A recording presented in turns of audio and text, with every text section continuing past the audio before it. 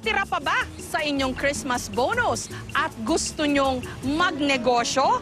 Alamin ang mga affordable na franchise business na pwedeng-pwede nyong pasukin.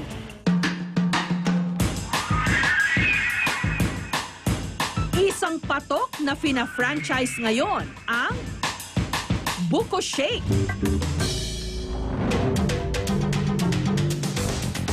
Complete franchise package ng negosyong ito ni Rodimer, mabibili lang sa halagang 25,000 pesos. Kahit sino naman magtanong ng franchise, pag sinabing, magkano franchise mo? Sinabi mo 50,000, 100,000, mahal na. So parang nagbaback out na. So dito, parang sabi niya, kaya ko to. So yun ang gusto namin mangyari. So lahat maka-afford. Mayo lang ng nakaraang taon, sinimula ni Rodimer ang kanyang Buko Shake franchise business na ngayon umabot na sa 150 ang nag-franchise. Ito yung para sa yelo, tapos ito yung para sa buko. Nagsasagawa rin sila ng training sa mga nais bumili nito. At para masiguro ang kalidad, sina Rodimer daw mismo ang namimili ng buko meat na gagamitin ng kanilang mga franchisee sa Metro Manila. So kailangan kasi malauhog siya para mas malasa yung buko pag shinake na siya. Ang mga nabiling laman ng buko, hahati-hatiin sa mga franchisee na umorder.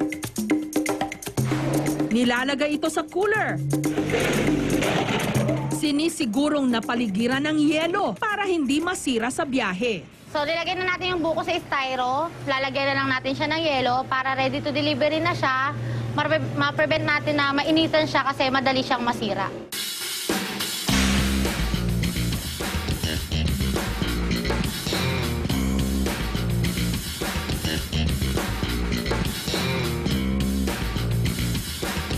Isa sa mga franchisee ng Buko Shake na ito, ang single mother na si Maria. Nung nabigyan daw siya ng forced retirement nung nakaraang taon, dali-dali siyang naghanap ng murang franchise business. Matagal akong nagtrabaho, 26 years. Ang alam ko, opisina, bahay lang. Siyempre wala akong alam na business. At yun naman Buko Shake ang nakita kong in ngayon, na nakita ko naman na madali naman siyang i-manage. Sabi ko, ito yata, sige, subukan ko, mukhang madali naman. Kaya ako nag-franchise. At sa loob lang ng 2 buwan, bawing-bawi na raw ang kanyang 25,000 na puhunan. Kumikita siya ngayon ng hanggang 2,500 pesos araw-araw. Nakuha ko na yung ROI, return of investment. Income na to ngayon, profit na talaga kasi nabawi ko na eh. Yun, kahit pa paano. Kahit pati yung mga binili kong mga gamit, ko na rin, kuha ko na rin. Sarap. Talagang bukong-buko, fresh na fresh. 1980s nagsimula ang franchising business dito sa Pilipinas. Pero taong 2007, nung talagang pumatok ang franchise ng mga food cart. Ito ang maganda sa franchising eh. Bago ka pumasok sa negosyo, nakikita mo kung sino yung mga patok. Pag-aralan, tignan mo kung sino. Hindi ka gaya nung magsisimula ka negosyo, totally blind ka, hindi mo alam kung anong sasapitin mo eh, no?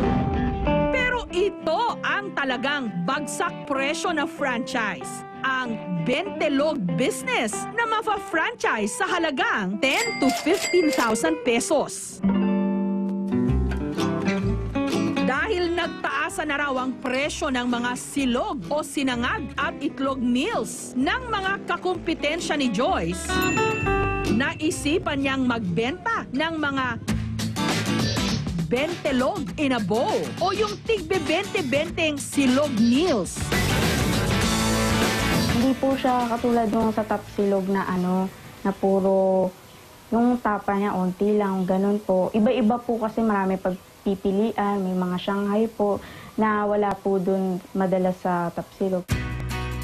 At para raw mas makatipid, bumili siya ng franchise package nito sa halagang 10,000 pesos lang. Mas makakamura po kasi po yung mga kinukuhaan nilang supplier, mas tipid po kaysa po pag ako po yung bibili kasi po lagi na daw po silang kumukuha doon, kaya mas mababa na po yung presyo na binigay sa kanila.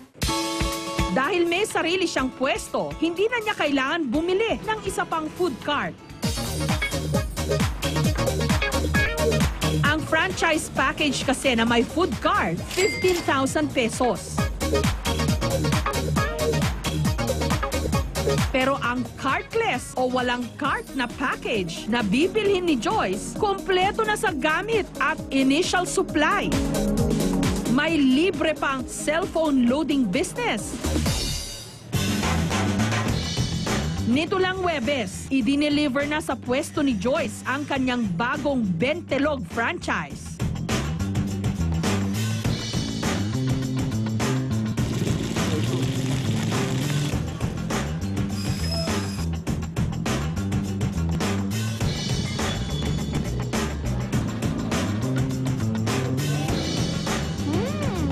Masarap po talaga, promise. Sa budget, pasok.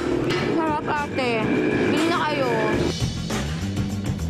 Tama na talaga siya. Pati yung egg. Payo ni Armando Bartolome, presidente ng Association of Filipino Franchisers Incorporated. Huwag daw agad pasisilaw sa mga murang franchise package.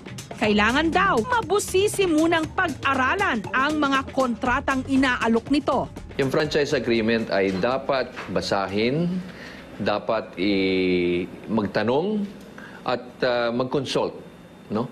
Dahil ang tunay na franchise agreement ay humihigit na mga 30 to 45 pages. Isang kontrata yon, pero doon nakalagay lahat ang mga obligasyon ng may-ari ng negosyo na nagpa-franchise at obligasyon mo rin. Okay? Dapat unawain mo. Huwag kang pipirma basta-basta na hindi mo naintindihan.